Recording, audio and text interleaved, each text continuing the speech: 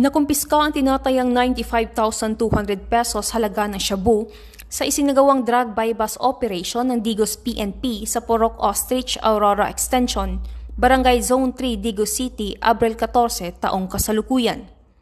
Kinilala ng Police Lieutenant Colonel Florante Retes, officer in charge ng Digos City Police Station, ang mga suspect na sina alias Dave, 27 taong gulang, na tinaguriang high-value individual, alias Dan, 45 taong gulang, alias Ronnie, 37 taong gulang, alias Marvin, 22 taong gulang, alias Reynaldo, 41 taong gulang, at alias Sam.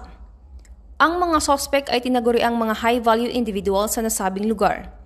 Nakumpiska sa mga suspect ang higit kumulang na 14 grams na hininalang shabu at dried marijuana leaves.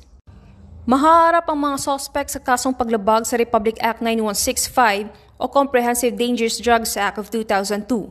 Ang mga nakumpiskang ebidensya ay nasa kustodiya ng Digos City Police Station para dumaan sa tamang disposisyon. Samantala, ang laban kontra kriminalidad ay patuloy na pinapaigting ng Police Regional Office 11 sa pamumuno ni Regional Director of Police Brigadier General Alden B. Delvo, alinsunod sa kampanya ng Bagong Pilipinas na panatilihin ang kapayapaan at kaayusan tungo sa pagsulong ng bansa. Mula dito sa Police Regional Office 11, ako ang inyong PNN Correspondent, Patrolwoman Sheena May Ilagan, alagad ng batas, taga-taguyod ng Balitang Pulis.